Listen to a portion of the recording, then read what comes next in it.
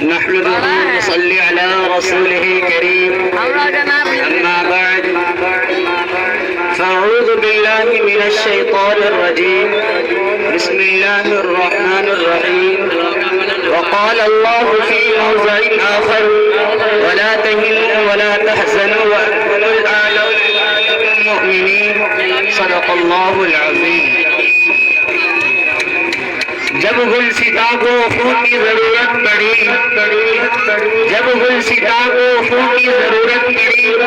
سب سے پہلے ہی گردن ہماری کٹی. اب کہتے ہیں ہم سے یہ اہل چمن، یہ چمن ہے ہمارا تمہارا نہیں.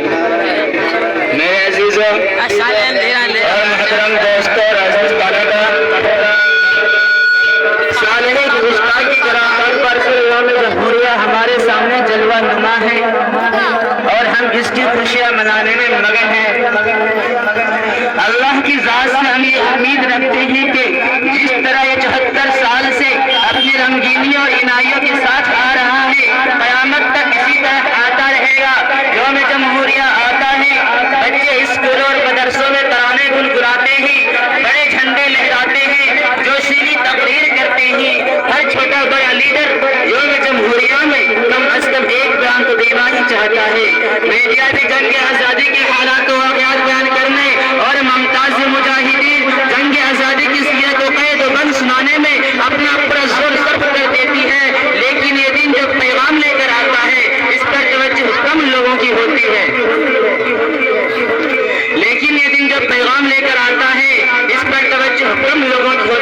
کم اخبار اور رسائل ہیں جو محاسبہ کرتے ہیں، کم مقررین ہیں جو گزرے ہوئے حالات کو موجودہ حالات سے ملا کر نتیجہ نکالتے ہیں.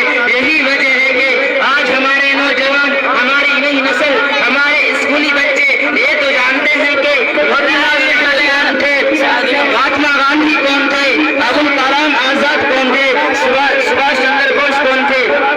سر نیچے کرو. آپ کسی ٹیلیگرام سے کسی ذہین طالب علم کو پکڑ کر پوچھ سکتے ہیں، بیٹے یہ تو بتاؤ مہاتما گاندھی، موتی لال نہرو، سبھاش چندر بوس اور ابوالکلام آزاد کون تھے؟ وہ یہی جواب دے گا، وہ جنگ آزادی تھے.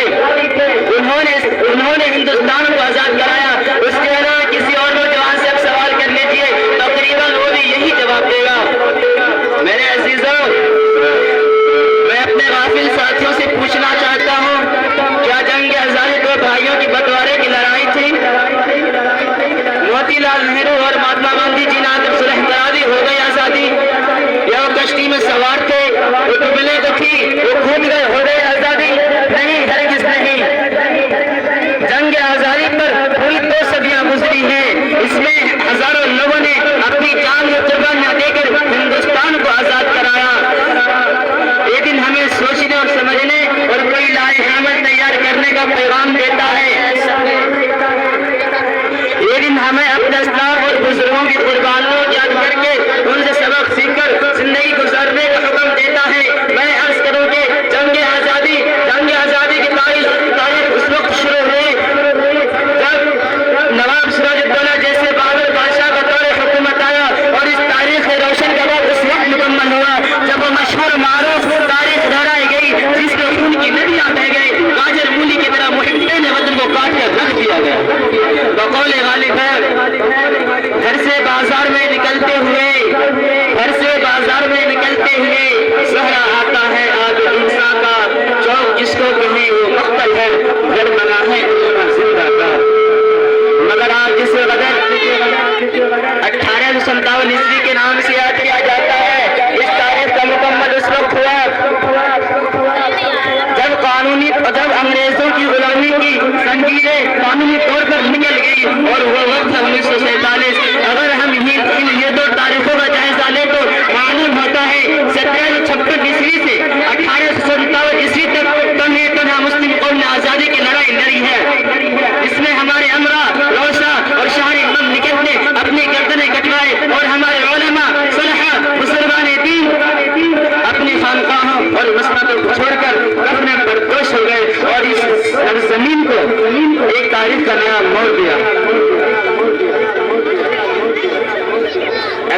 وطن ہماری جان مانگے تو جان دیں گے، اگر وطن ہمارا مال مانگے تو مال دیں گے، اگر وطن ہماری اولاد مانگے تو اولاد دیں گے، اگر وطن ہمارا تن من دھن مانگے تو سب کچھ دیں گے۔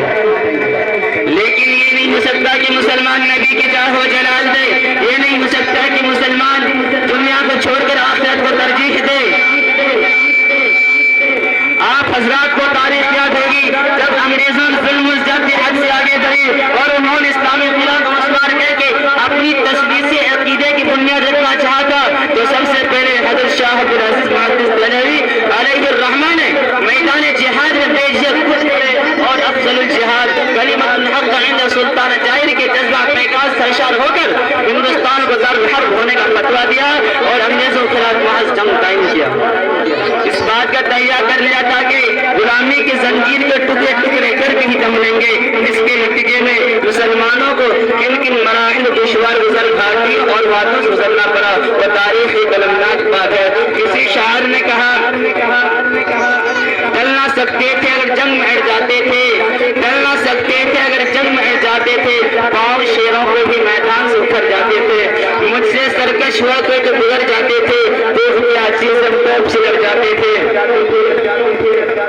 مولانا یحییٰ علی، مولانا جعفر تھانسیری اور مولانا محمد شفیع لاہوری کو جب انگریز عدالت نے پھانسی کا حکم سنایا اور جج نے کہا کل تمہیں پھانسی سنا دی جائے گی، کل تمہاری جائیداد کو ضبط کر لی جائے گی، تمہاری لاش تمہارے وارث سے کو نہیں دی جائے گی بلکہ نہایت ذلت کے ساتھ گلستان جیل میں گاڑ دی جائے گی اور میں تمہیں پھانسی پر لٹکتا دیکھ کر بہت خوش ہوں گا۔ لیکن سامعین کرام، آپ لوگوں کی حیرت ہوگی کہ یہ مسلمان یہ سزا سن کر مسکرا دیے، ان کے چہرے کھل اٹھے، مسرت ان کے چہرے پر رقص کرنے لگی۔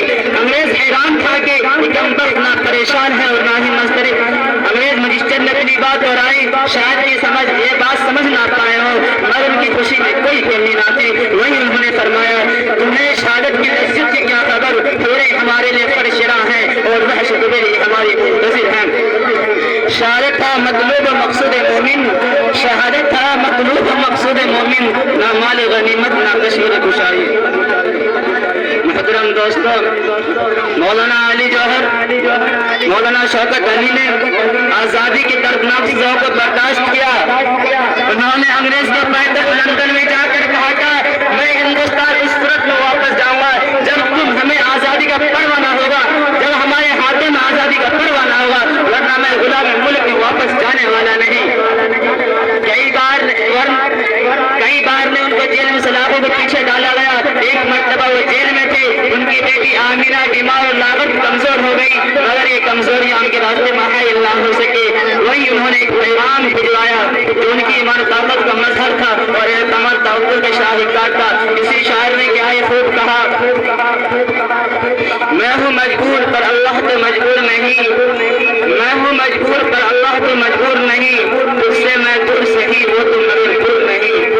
تو مردوں کو جلا سکتا ہے قرآن میں کہا، تو مردوں کی جلا سکتا ہے قرآن میں کہا، تو خود الحی من المیت مذکور نہیں۔ محترم دوستو، 1920 عیسوی میں خلافت کے وقت کے قائد بن کر انگلستان بھی گئے۔ اس سے پہلے تو انہوں نے ہی نہیں بلکہ ان کی پوری ایمانی ماحول کو گرما دیا اور یہ اشعار اسی وقت زبان سے زد تھے۔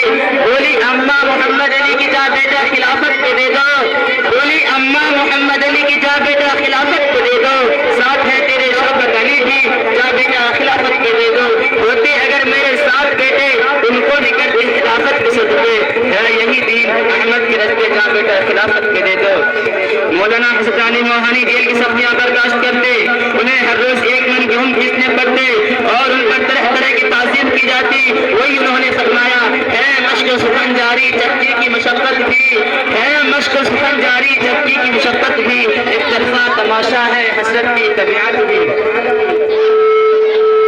محترم دوستوں، وہ ٹیپو سلطان ہی کی ذات تھی جس نے یہ کہہ کر ادھر کی 100 برس کی زندگی سے شیر کی ایک دن کی زندگی بہتر ہے، لوگوں کی رگے موٹا میں آزادی کی برقی لہر دی اور خود بھی اللہ کو مطلع پر سر پیکار رہے، یہاں تک کہ میسور کی دھرتی پر خون کا آخری قطرہ بھی آزادی کی خاطر بہا کر شہید ہو گئے۔ اگر یہ مسلم قائدین قافلہ ہندوستان کے پرکیج اور بھیانک جنگل میں آزادی کی شاہراہ بنانے کے غیر سے سرگرم سفر نہ ہوتا تو یہ تنگ نظر احسان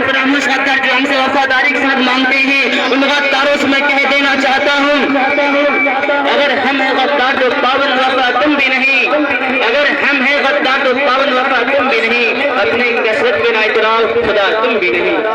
یہ فرقہ پرست اس ملک کو کبھی بھی آزاد نہیں کرا سکتے تھے۔ میں آپ سے پوچھنا چاہتا ہوں، کیا مسلمانوں نے جنگ آزادی اس لیے لڑی تھی کہ صحابہ اقتدار ہو جائے؟ کیا مسلمانوں نے اپنا خود اس لیے بایا تھا کہ حکومت کرے؟ کیا مسلمانوں نے اپنے جسم پر زخم اس لیے کھاتے وہ حاکم بنے؟ نہیں، ہرگز نہیں، بلکہ اسلام کو برقرار رکھنے کے لیے، دین کو برقرار رکھنے کے لیے، ایمان کو برقرار رکھنے کے لیے، ہندوستانیوں کی غلامی کی زنجیروں سے آزاد کرانے کے لیے، ہندوستان میں امن و صلح کو باقی رکھنے کے لیے۔ لیکن آج پھر یہ فرقہ پرست انگریزوں کی طرح ہمارے دین پر حملہ کرنا چاہتے ہیں۔ یاد رکھیں، اگر یہی حال رہا تو ان فرقہ پرستوں کو بھی انگریزوں کی طرح منہ اٹھانی پڑے گی اور اپنے عہدے سے خودوش ہونا پڑے گا۔ اپنی غفلت کی چادر چاک کر ہوش کی زرہ پہن لو، اپنے اندر انقلاب پیدا کرو، اپنی تقدیر کو سنبھال لو۔ قوموں کی تقدیر خود بنائی جاتی ہے۔ ان اللہ لا یغیر ما بقوم حتی یغیر ما بانفسہم، یہ ایک ٹھوس حقیقت ہے۔ شاعر کہتا ہے، خدا نے آج تک اس قوم کی حالت نہیں بدلی، نہ ہو جس کو خیال خود اپنی حالت بدلنے کا۔ ہم بہت کچھ کھو چکے ہیں، لیکن ہماری سب سے بڑا مدعا اسلام ہمارے پاس موجود ہے۔ ابھی ہمارے سینوں میں ایمان یقین کی مشعلیں روشن ہیں۔ جو لوگ اسلام پر مرنا اور جینا چاہتے ہیں، کفر کا سیلاب ان کے دلوں سے عشق رسول و چنگاری نہیں ہو جا سکتا۔ الحق یعلو ولا یعلا، یعنی حق ہمیشہ والی و سر بلند رہتا ہے، اس کو کوئی جسم مغلوب نہیں کر سکتا۔ کسی شاعر نے کہا، اسلام کی فطرت میں قدرت نے لچک دی ہے، اسلام کی فطرت میں قدرت نے لچک دی ہے، اتنا ہی ابھرے گا جتنا کہ دبائیں گے۔ اسلام ہماری وہ ڈھال ہے جو ہر کفر کے تیر کو روک سکتی ہے۔ اسلام ہمارے ہاتھوں میں وہ تلوار ہے جو تلوار کو کاٹ سکتی ہے۔ اسلام روشنی کا وہ مینارہ ہے جو ظلمت کی گھٹوں کو ختم کر سکتا ہے۔ اسلام وہ چشمہ حیات ہے جس سے قیامت تک زندگی کے دھارے پھوٹتے رہیں گے۔ اسلام وہ ڈھال ہے جو ہمارے سفیدے کو سیل مقصود تک پہنچا سکتا ہے۔ شاعر کہتا ہے، جہاں میں اہل ایمان صورت خورشید جیتے ہیں، جہاں میں اہل ایمان صورت خورشید جیتے ہیں، ادھر ڈوبے ادھر ڈوبے ادھر ڈوبے ادھر ڈوبے۔ محترم دوستو، آج تمہاری عزت و آبرو کا امتحان کا وقت آ چکا ہے۔ آج تاج محل کی پرشکوہ عمارت تم سے فریاد کر رہی ہیں، آج لال قلعہ کی دیواریں تمہیں آواز دے رہی ہیں، آج قطب مینار تمہارا مرثیہ پڑھ رہا ہے، آج بابری مسجد کی دلخراش شہادت تمہاری خودداری کو کارنیوال کو جھنجھوڑ رہی ہے۔ آج وہ مسلم خواتین جن کی عزت و آبرو کو پامال کیا گیا تھا آواز دے رہی ہے، اے ملت اسلامیہ کے نوجوانوں، اے خالد بن ولید کے فرزندوں، اے محمد بن قاسم کے پیروکاروں، اے صلاح الدین ایوبی کے ہم نشینوں، اے محمود غزنوی کے مقتدیوں، تم بیدار ہو جاؤ، اپنے اندر انقلاب پیدا کرو، کیونکہ آج دشمن اسلام نے تمہارے خلاف کمر کس لی ہے۔ میرے عزیزوں، آزادی کی طویل ترین تاریخ میں ہماری عورتوں کو بھی بے حرمت کیا گیا، ہمارے بچوں کو بھی ذبح کیے گئے، ہمارے کاروبار بھی تباہ کیے گئے، ہمارے اخلاق پر بھی ڈاکہ زنی کی گئی۔ نیچے کرنا، ہمارے اخلاق پر بھی ڈاکہ زنی کی گئی۔ انہی چند باتوں پر اپنی باتوں کو ختم کرتا ہوں شاعر کے ساتھ۔ سارے جہاں سے اچھا ہندوستان ہمارا، ہم بلبلے ہیں اس کی گلستاں ہمارا، غربت میں ہو اگر ہم رہتا ہے دل وطن میں، سمجھو وہی میں بھی دل ہو جہاں ہمارا، ہمارا سارے جہاں سے اچھا ہندوستان۔